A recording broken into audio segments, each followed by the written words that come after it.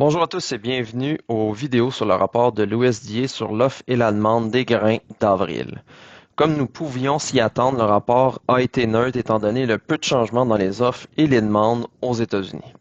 Commençons par le maïs. Aux États-Unis, l'offre et la demande ont été pratiquement identiques à celles du mois passé, les stocks demeurant à 2,13 milliards de boisseaux.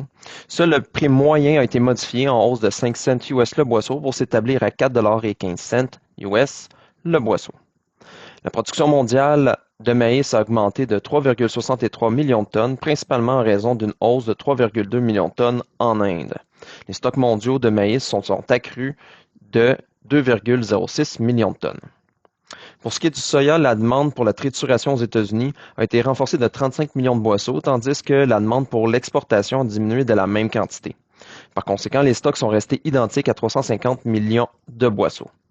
Le prix moyen de la fève s'est apprécié de 10 cents pour se situer à 10,30 US le boisseau. La production mondiale a été rehaussée de seulement 0,23 millions de tonnes et les stocks mondiaux se sont amenuisés de 0,52 millions de tonnes. Pour le blé, aux États-Unis, les importations se sont accrues de 5 millions de boisseaux et la demande pour la semence est resserrée de 1 million de boisseaux, entraînant une hausse des stocks de 7 millions de boisseaux pour les établir à 938 millions de boisseaux. Le prix moyen s'est apprécié de 5 cents US le boisseau pour atteindre 5 US le boisseau. La récolte mondiale s'est renforcée de 2,03 millions de tonnes grâce à la hausse de 1,11 million de tonnes en Union européenne et de 0,8 millions de tonnes en Russie. La consommation totale mondiale a chuté de 4,68 millions de tonnes, principalement en raison d'une révision à la baisse de 4,81 millions de tonnes en Inde. Les stocks mondiaux se sont accrus de 6,16 millions de tonnes.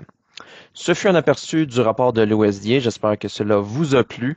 Si vous voulez lire notre analyse complète, je vous invite à la consulter sur notre site internet au www.pjq.ca. Je donne rendez-vous dans un mois pour l'édition de mai, qui sera la première offre et demande pour 2026-2027.